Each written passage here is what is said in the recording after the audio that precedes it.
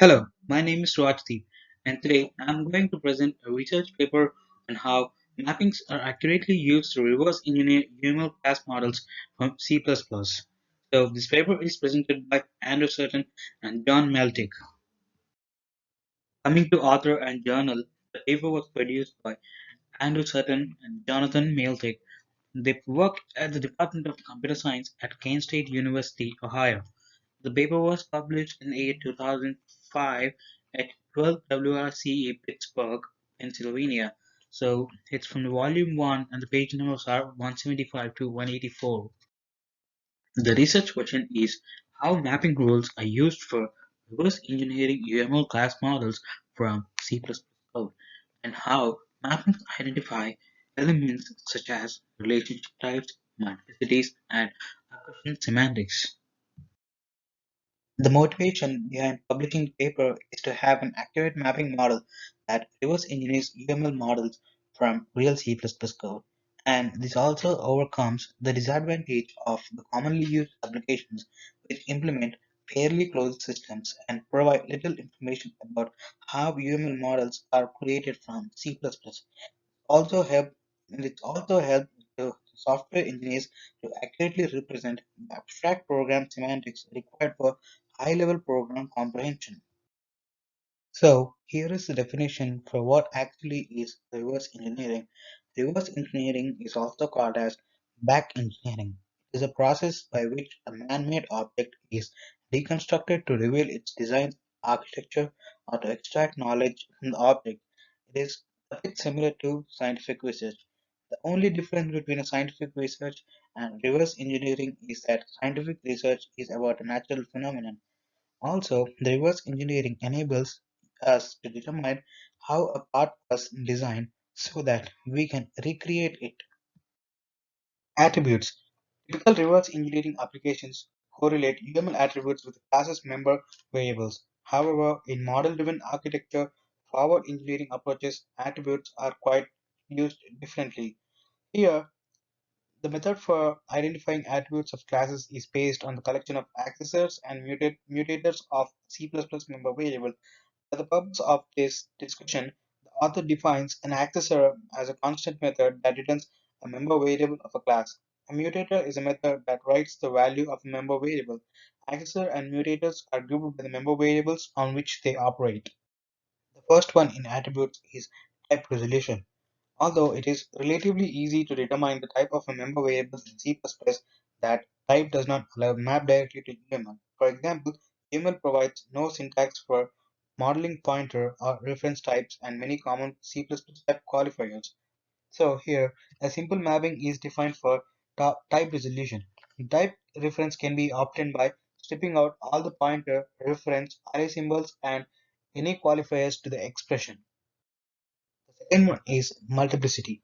Multiplicity defines the allowable number of instances of an attribute and is expressed as a range between lower and upper bound.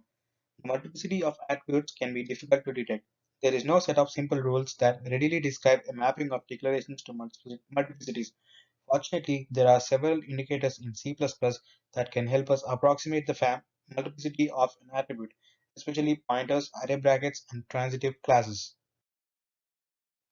Here is a slide which shows how C++ member functions are declared and how they are mapped to UML types. So the first box here represents how C++ function declarations to UML attributes and how C++ type specifications are mapped to UML types, discard qualifiers and pointers.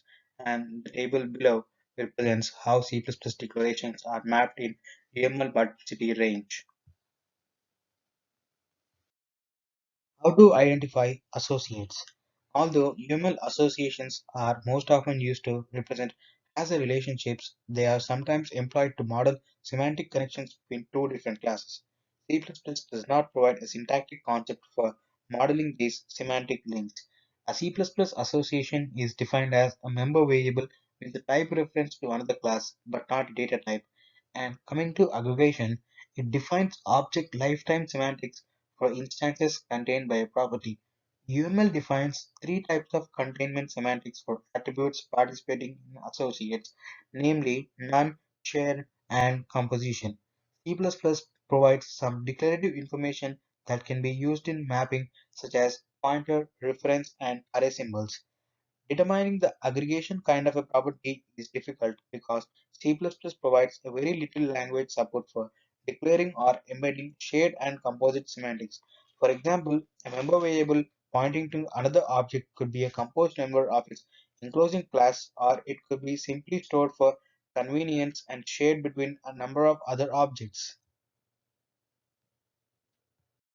Below is the table for mappings from C++ declarations to UML aggregation semantics, which depend upon pointer, reference, and array symbols within the declaration type. Generalization and realization. In UML, inheritance is represented by generalization relationships. However, implementation of interfaces poses a slightly different problem, although the syntactic mechanisms for relation inheritance are the same in C++. UML provides additional syntax that can be used to express interface semantics. In UML, realization is a dependency between a class and interface. It expresses the fact that the class implements the contract specified by the target interface.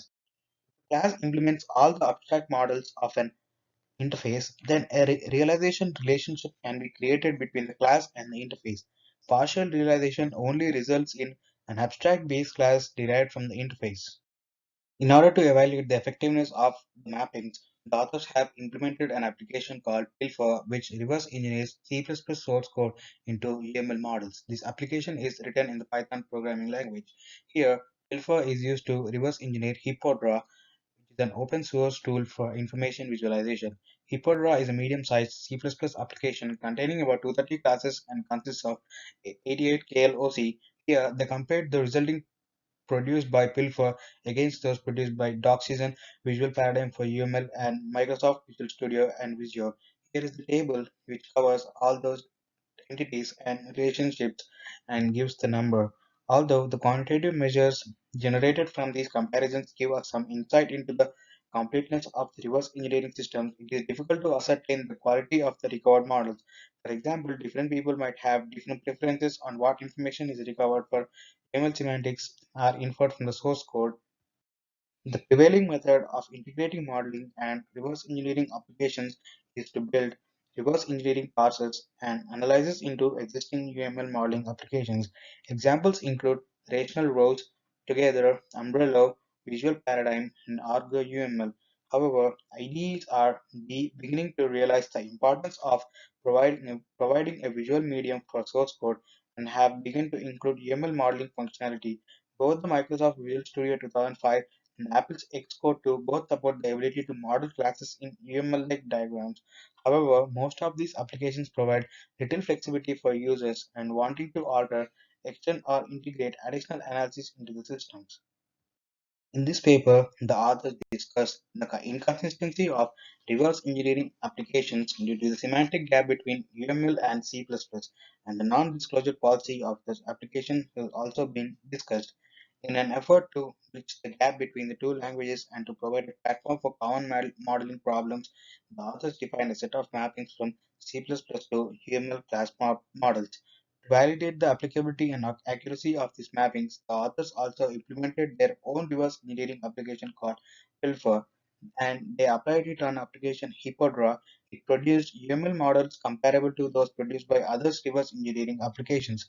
However, inclusion of domain knowledge allowed Pilfer to produce models that reflected the abstract design rather than simply recreating the structure of the program. And coming to future work, the authors plan to expand their investigation of common ambiguities and inconsistencies between reverse engineering applications and define similar mappings for their resolutions. And allowing users to develop and integrate more analysis technologies is a priority for creating a more complete and accurate reverse engineering environment. Here are the references for this research paper, and this is about mappings for accurately reverse engineering UML class models from C++. Thank you.